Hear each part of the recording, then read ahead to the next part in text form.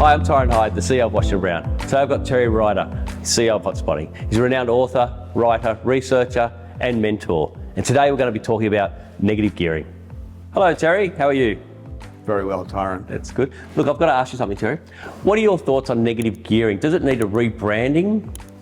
I think it needs a whole lot of things. I think it needs a whole lot less discussion by politicians who don't really understand what it is and don't understand the consequences of scrapping it, for example, or tinkering with it. I think it's massively misunderstood. It becomes a media darling every couple of years. Often when there's a federal election looming, it starts to become a topic. When we're in a period in the market when maybe prices and rents are rising, as we've seen in 2023 and 2024, it starts to become topical again. But it's massively misunderstood, and there's just so many myths and misconceptions about it that it's very, very hard to have a sensible, honest and coherent debate about it. It seems to me that it wasn't in the press so much when interest rates were at 2% and people were positively geared. Why do you think that is, Terry?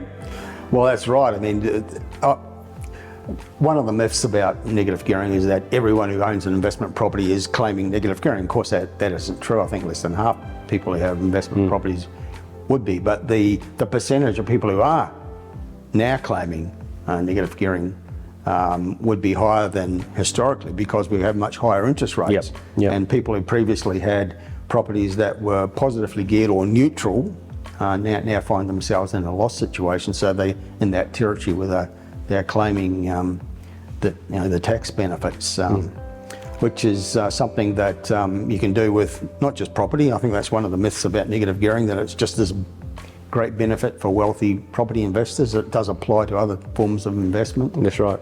Another one of the myths is that this is a very Australian thing. No one else in the world has it. Of course, that's not true either. Lots of first world nations, like the United States, Japan, Scandinavian countries, Great Britain, all over the world have similar systems with negative gearing. So that's another one of the furphies that's out there whenever this becomes part of the debate. One of the things that frustrates me is when you see these big headline numbers. These greedy property investors are claiming $20 billion in tax deductions. But what they don't look into, the journalists don't look into, is actually what is it within those deductions. Now, I don't think anyone would deny that property management fees would be a deductible expense, or strata fees would be deductible. One of the kickers, one of the funniest things that's in those big greedy property investors' claim is land tax, right? So I don't think people paying land tax should be considered greedy, do you? Well, no. In fact, one of the comments that's often made, property investors are this advantaged species. You get tax benefits that other people don't. Well, the opposite is true. Property investors pay taxes that other people don't pay, like land tax, like capital gains tax. There's often references to the capital gains tax concession. There is no concession. There's just a method of calculating how much capital gains tax you have to pay. But home buyers and sellers don't pay that tax, only investors. Yeah, that's right. Investors pay land tax, they pay capital gains tax, which others don't pay. They pay higher rates of interest, they pay higher rates of insurance, they pay higher council rates. In fact, property investors are massively disadvantaged most of the time. Negative gearing is one of the few instances where there's an advantage for some property investors to claim. All right, if only half of people are negatively geared, that means another half are positively geared, and so they would be balancing each other out, wouldn't they? Well, that's right. And so it would be fairly neutral in terms of the federal budget. I think a lot of the figures that are quoted about the impact on the federal budget of negative gearing claims are exaggerated, misunderstood, I think quite deliberately misrepresented by some people in politics to make a political point.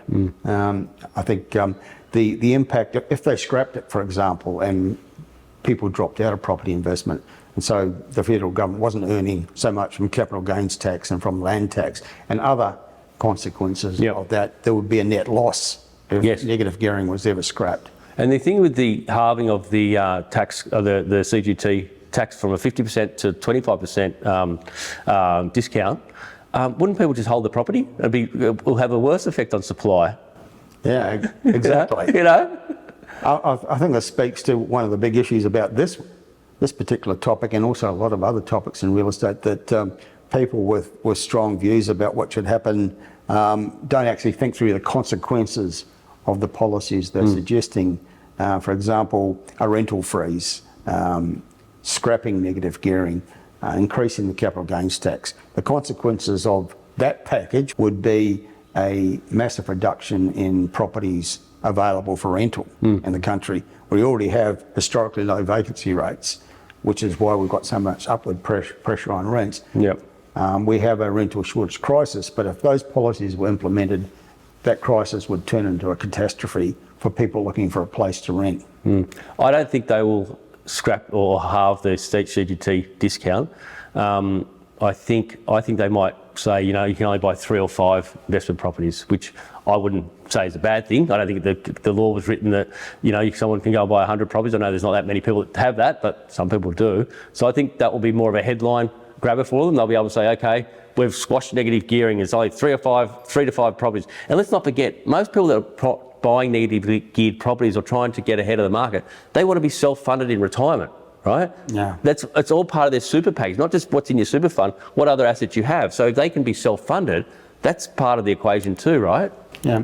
So what you're suggesting is that negative gearing should perhaps be rebranded and maybe reshaped, but not scrapped. Yep. So here's the funny thing. What they should have done, in 2017, the Turnbull government stopped being able to claim depreciation on second-hand assets, right? Yeah. Which I know a little bit about. And only you can claim it on brand new properties, right?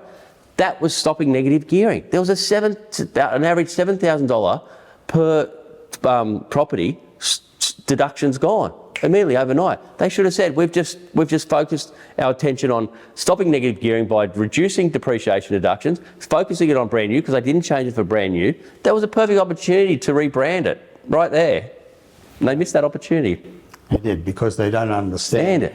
And that's right. And I don't think the average person still, when we speak to people all the time, people still don't understand that that's what's occurred. So they've actually done what they wanted to do, focus on new property, stop the claims as much as, $7,000 per property per year.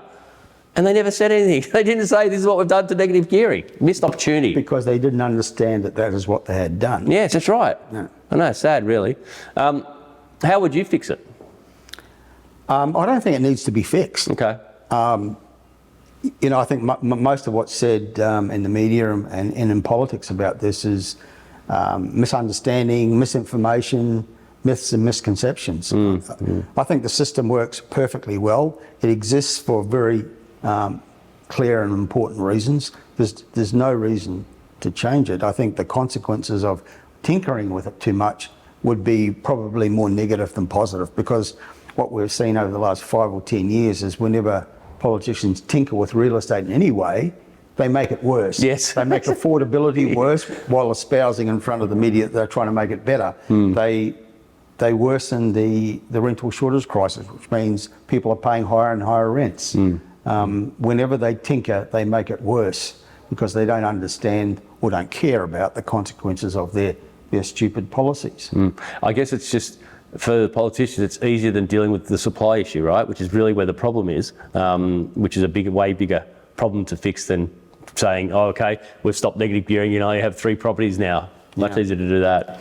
Well, in terms of the quantity of new properties, that's a difficult one. There's an ambition to build $1.2 million.